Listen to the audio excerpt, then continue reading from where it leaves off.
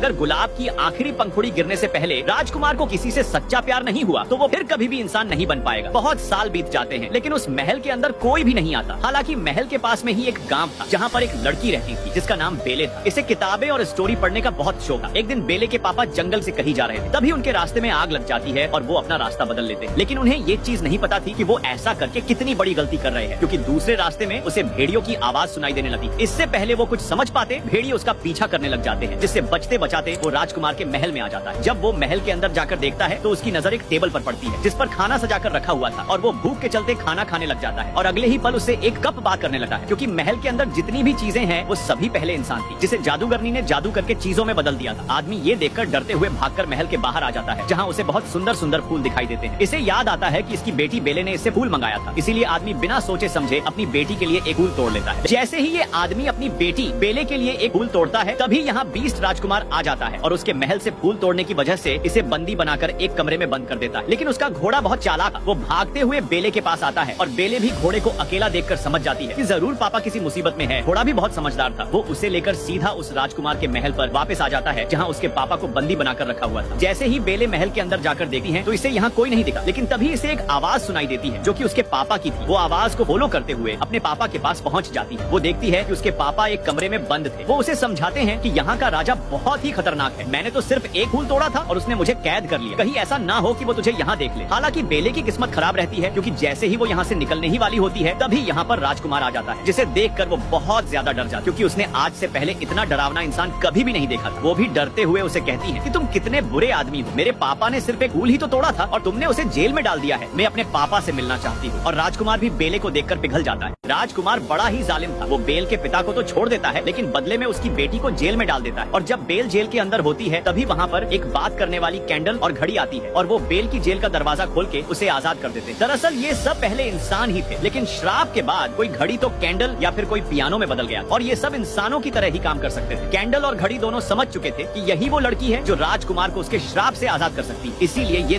दोनों उसे वहीं पर रहने के लिए एक अच्छा सा रूम देते हैं। लेकिन जब राजकुमार को ये चीज पता लगती है तो वो घड़ी और कैंडल पे बहुत जोर से गुस्सा होता है। लेकिन कैंडल और घड़ी राजकुमार से कहते हैं कि शायद यही वो लड़की है जो तुम्हें इस श्राप से आजाद करेगी। तुम्हें तो उससे प्यार करना चाहिए और उसे खाने पे भी बुलाना चाहिए। लेकिन राजकुमार उससे गुस्से में कहता है कि तुम्हें क्या लगता है मैं एक चोर की बेटी को खाने के लिए इनवाइट करूंगा? ये कभी भी नहीं हो सकता। हालांकि घड़ी और कैंडल उससे बहुत मन्नतें करके उसे मना लेते हैं, क्योंकि राजकुमार को भी लगता है कि ये सभी मेरी वजह से ही श्रापित हुए हैं। इसलिए वो इन दोनों के कहने पर बेल को खाने पे बुलाने के लिए जाता है और वो उससे कहता है कि तुम मेरे साथ खाना खाने के लिए आ सकती हो। जैसे ही राजकुमार बेल को खाने पे बुलाने के लिए जाता है तभी वो उसे गुस्से में बोलती है कि क्या तुम पागल तो नहीं हो? पहले तुमने मेरे पापा को जेल में डाला, फिर मुझे, और अब मेरे साथ खाना खाना चाहते हो? मैं भूख से मर भी जाऊंगी ना, फिर भी तुम्हारे साथ खाना नहीं खाऊंगी। ये सुनते ही राजकुमार उससे गुस्से में कहता है कि चलो मैं तुम्हारी ये इच्छा भी पूरी कर देता हूँ, और सभी से कह देता है कि इसे कोई भी खाना लाकर नहीं देगा। दूसरी तरफ राजकुमार उसी गुलाब के पास जाता है जो कि जादूगरनी ने उसे दिया था। वो देखता है कि गुलाब धीरे धीरे सूख रहा है, यहाँ तक कि उसकी बहुत सी पंखुड़ियाँ नीचे भी गिर चुकी हैं और बची हुई पंखुड़ियाँ भी जल्दी जल्दी से टूट रही हैं। ये देखकर राजकुमार डर सा जाता है। दूसरी तरफ बेल के पापा भागते हुए अपने गाँव के कबीले के लोगों के पास आते हैं और सभी को बताते हैं कि मेरी बेटी की जान खतरे में है, क्योंकि जंगल के पास एक महल है जहाँ पर एक दानव ने मेरी बेटी को बंदी बना लिया है। लेकिन इनकी ये बातें सुनकर सभी हंसने लगते हैं। सबको लगता है कि आदमी मजाक कर रहा है। हालांकि इन्हीं में से एक लड़का होता है गैस्टोन, जो कि बेल से प्यार करता था। वो बेल के पापा को इम्प्रेस करने के लिए उनसे कहता है कि मैं तुम्हारे साथ वहाँ चलूंगा। इसलिए गैस्टोन अपने एक साथी के साथ बेल को ढूंढने के लिए निकल जाता है। जैसे ही बेल के पापा गैस्टोन के साथ अपनी बेटी को ढूंढने के लिए जाते हैं, लेकिन उनकी किस्मत खराब रहती है, क्योंकि जिस रास्ते पर वो गए थे वो उन्हें दोबारा मिलता ही नहीं है। ये देखकर गैस्टोन को उस पर बहुत जोर से गुस्सा आता है और वो गुस्से में उनसे कहता है कि बीस्ट वेस्ट जैसा कुछ भी नहीं होता। वो गुस्से में बेल के पापा को ये भी कह देता है कि मैं तुम्हारी बेटी से प्यार करता हूँ और उससे ही शादी करना चाहता हूँ, जिसके जवाब में बेल के पापा उससे कहते हैं कि तुम्हारी ये इच्छा कभी भी पूरी नहीं होगी। इतना सुनते ही गैस्टोन गुस्से में उसे मारने लगता है और उसे वहीं पर एक पेड़ से बांध कर चला जाता है ताकि रात में भेड़ियों से खा जाए। लेकिन बेल के पापा की किस्मत अच्छी रहती है, क्योंकि अगली सुबह अग्रता नाम की एक लड़की, जिसे उसके गाँव वालों ने गाँव से निकाल दिया था, वो बेल के पापा के पास आती है और उसे बचाते हुए आजाद कर देती है। दूसरी तरफ बेल महल में घूमते हुए उसी श्रापित गुलाब के फूल के पास आ जाती है जो कि जादूगरनी ने राजकुमार को दिया। जैसे ही वो उस गुलाब के फूल को छूने लगती है तभी वहाँ पर राजकुमार आ जाता है। वो गुस्से में बेल से कहता है कि तुम्हें अंदाजा भी नहीं है कि तुम अभी क्या करने वाली थी। तुम्हारे कारण अभी हम सब के सब मारे जाते हैं। और राजकुमार गुस्से में बेल से ये भी कहता है कि चली जाओ यहाँ से। बेल भी रोते हुए महल से जाने लगती है, लेकिन उसे ये चीज नहीं पता थी कि वो ऐसा करके कितनी बड़ी गलती कर रही है, क्योंकि जब वो घोड़े पे सवार होकर अपने गांव की तरफ जा रही थी तभी वहाँ पर बहुत सारे भेड़िए आकर उसे चारों तरफ से उसे घेर लेते हैं। लेकिन इससे पहले वो भेड़िए बेल पर हमला करते बीस्ट राजकुमार वहाँ आ जाता है और बेल को बचाने के लिए सभी भेड़ियों से लड़ने लगता है। हालांकि राजकुमार ने भेड़ियों से लड़कर बेल को तो बचा लिया था, लेकिन इस लड़ाई में वो बहुत ही ज्यादा जख्मी हो गया था। बेल जैसे ही वहाँ से जाने ही वाली होती है तभी वो देखती है कि राजकुमार बेहोश होकर गिर गया है, क्योंकि वो बहुत ज्यादा जख्मी हो चुका था। बेल सोचती है कि राजकुमार ने भेड़ियों से उसकी जान बचाई, इसलिए उसे भी राजकुमार को बचाना चाहिए और वो राजकुमार को अपने घोड़े पर बैठाकर वापस उसी के महल में ले आती है। ये देखकर सभी जीवित चीजें बहुत खुश होती हैं। सबको लगता है कि बेल राजकुमार को पसंद करने लगी है। वो सब भी यही चाहते थे कि बेल को राजकुमार से प्यार हो जाए, जिससे वो सभी उस जादूगरनी के श्राप से मुक्त हो जाए और फिर से इंसान बन जाए। हालांकि ये सभी बेल को पूरी बात नहीं बताते, ये सिर्फ उसे इतना बताते हैं कि जैसे ही गुलाब के फूल की आखिरी पंखुड़ी गिरेगी हम सभी अभी जैसे हैं वैसे ही रह जाएंगे और बीस्ट भी हमेशा के लिए एक जानवर बनकर रह जाएगा। अगली सुबह जब बेल राजकुमार की मरहम पट्टी कर रही थी, बेल ने राजकुमार की जान बचाई थी, जिसके चलते राजकुमार बेल को पसंद करने लगता है और देखते ही देखते दोनों बहुत अच्छे दोस्त बन जाते हैं और ये दोनों साथ में बहुत टाइम स्पेंड करते थे। एक दिन बीस्ट बेल को अपने साथ उसकी लाइब्रेरी में लेके जाता है। वो देखती है कि यहाँ पर तो बहुत सारी किताबें हैं। ये देखकर वो बहुत खुश हो जाती है, क्योंकि उसे हमेशा से ही किताबें पढ़ने का बहुत शौक। बीस्ट बेल को एक जादुई बुक दिखाता है जो कि उसे एक जादूगरनी ने दी थी। वो बेल को बताता है कि इस जादुई किताब की मदद से हम अपनी लाइफ के किसी भी टाइम में आ जा सकते हैं। इतना सुनते ही बेल ठान लेती है कि वो अपनी लाइफ के पास्ट में जाएगी और अपनी माँ से मिलेगी, क्योंकि उसने अपनी माँ को कभी भी नहीं देखा था। और जब बेल उस टाइम में जाती है तो उसे पता चलता है कि उसकी माँ को एक इन्फेक्शन हो गया था, जिसके चलते वो उसके पापा से कहती है कि तुम मेरी बेटी को यहाँ से कहीं दूर ले जाओ ताकि मेरा इन्फेक्शन इसे ना फैले। ये जानने के बाद बेल बहुत ज्यादा दुखी हो जाती है और रोने लगती है। अगले दिन कैंडल और घड़ी राजकुमार से कहते हैं कि तुम्हें अब बेल को प्रपोज कर देना चाहिए, लेकिन राजकुमार उनसे कहता है कि वो कभी भी मेरे से प्यार नहीं करेगी। हालांकि कैंडल और घड़ी उससे बहुत मन्नतें करके एक बार फिर से उसे मना लेते हैं और सबसे पहले सभी चीजें मिलकर बेल और राजकुमार को तैयार करती है, जिसके बाद राजकुमार और बेल दोनों साथ में डांस करते हैं। दूसरी तरफ हमें ये दिखाया जाता है कि बेल के पापा वापस अपने कबीले के लोगों के पास आ जाते हैं और वो सबको बता देते हैं कि गैस्टोन ने उसे जंगल में बांधकर मरने के लिए छोड़ दिया था ताकि भेड़िए उसे खा जाए। हालांकि बेल के पापा के साथ अग्रता भी होती है, लेकिन गैस्टोन बहुत चालाक है। वो सबसे कहता है कि इनकी दिमागी हालत ठीक नहीं है और साथ में यह भी कहता है कि गाँव से भागी हुई एक लड़की की गवाही हमारे लिए कोई भी मायने नहीं रखती। इतना सुनते ही गाँव वाले सभी गैस्टोन की बात का विश्वास कर लेते हैं। वही दूसरी तरफ राजकुमार बेल से पूछता है कि क्या तुम्हें तुम्हारे पापा की याद आ रही है, जिसके जवाब में बेल हाँ कर देती है। राजकुमार के पास एक जादुई आईना था जिसमें वो किसी को भी देख सकता था और उस आईने में वो बेल को उसके पापा दिखाते हैं। वो देखती है कि उसके पापा को गांव वालों ने बंदी बना लिया है। वो राजकुमार से कहती है कि मुझे मेरे पापा को बचाने के लिए जाना पड़ेगा। राजकुमार भी उसे जाने के लिए हाँ करते हुए अपना जादुई आईना उसे दे देता है और उससे कहता है कि अगर तुम्हें कभी मेरी याद आए तो तुम इस आईने की मदद से मेरे से बात कर सकती हो। हालांकि बेल तो चली जाती है, लेकिन बीस्ट अब इस महल में अकेला रह चुका है। जैसे ही बेल गाँव में पहुँचती है तो वो देखती है कि उसके पिता को बंदी बना रखा है। वो सबको यकीन दिलाती है कि उसके पापा सच बोल रहे थे। वहाँ पर एक महल है और उस महल में एक बीस्ट भी रहता है, लेकिन गांव वाले अभी भी उसकी बात का यकीन नहीं करते। इसीलिए उसे ना चाहते हुए भी सबको वो जादुई मिरर दिखाना पड़ता है और सभी गांव वाले राजकुमार को देखकर डर जाते हैं, क्योंकि इन्होंने भी इतना डरावना इंसान आज से पहले कभी भी नहीं देखा था। हालांकि बेल सबको विश्वास दिलाती है कि राजकुमार तुम्हें कुछ भी नहीं करेगा, क्योंकि वो दिल का बहुत अच्छा इंसान है। और ये सारी बातें सुनने के बाद गैस्टोन को यकीन हो जाता है कि बेल उस बीस्ट से प्यार करने लगी है, जिसके चलते उसे बीस्ट पर बहुत जोर से गुस्सा आने लगता है और उसे मारने की ठान लेता है। इसलिए वो सभी गाँव वालों को उकसाता है कि बेल भी काला जादू का शिकार हो चुकी है, इसे भी इसके पापा के साथ बंदी बना लो। और वो सबको बताता है कि इससे पहले वो दानव हमारे गांव में आकर हम सभी को मार दे, हमें उस पे हमला बोल देना चाहिए। गांव वाले भी बड़ी आसानी से गैस्टोन की बातों में आ जाते हैं और पूरा का पूरा गांव महल की तरफ जाने लगता है। लेकिन इन्हें ये चीज नहीं पता थी कि ये सब ऐसा करके कितनी बड़ी गलती कर रहे हैं। जैसे ही गांव के लोग महल पर हमला करते हैं तभी वहाँ पर बीस्ट के जितने भी साथी थे वो सब भी गांव के लोगों पर हमला करने लग जाते हैं, जिसे देखकर गांव वालों को कुछ भी समझ में नहीं आता, क्योंकि इनमें से एक भी इंसान नहीं था। कोई कप, कोई प्लेट,